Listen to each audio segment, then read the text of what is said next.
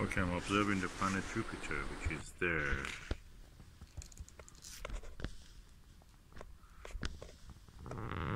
With this Skywatcher Startravel 102mm refractor. It's an easy refractor to use. This is a Nagler original NJ tape 1, you know it by that name. The crispness of the image is amazing. This telescope has a little bit chromatic aberration. It's noticeable, so it's not perfect for observing planetary things. But with this eyepiece, it just really works nice. It's beautiful. So I'm really happy with this.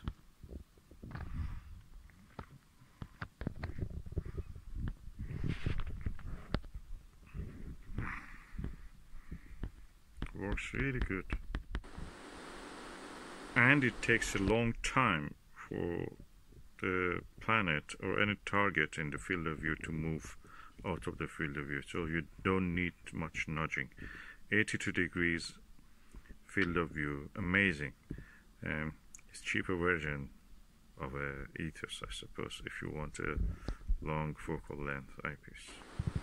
Yes, there is a small, very tiny amount of the field curvature. So when you focus it in the middle of the field of view on Jupiter, and you see the cloud bands and the brown colors or kind of brownish red colors out of cloud bands, south equatorial belt and north equatorial belt, you notice when they drift toward the edge of the field of view, they a little bit go out of focus, tiny bit. So you have to adjust it again. So that shows that's a sign of the field curvature. Okay, I'm now using the Celestron Ultimo SV series Barlow 2 times, and the view is beautiful. The details I can see on the planet Jupiter are amazing. So this is a 9mm eyepiece with 2 times Barlow, which is now 4.5mm. So it's practically a nice planetary eyepiece I can have now with this Barlow. 2 eyepieces I have as if. Beautiful image quality, I must say. Clear.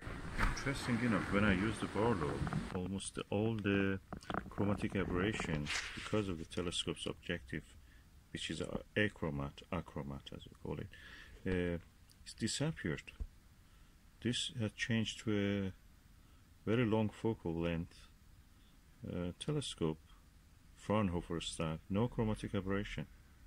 Focal length increases by by using a Barlow.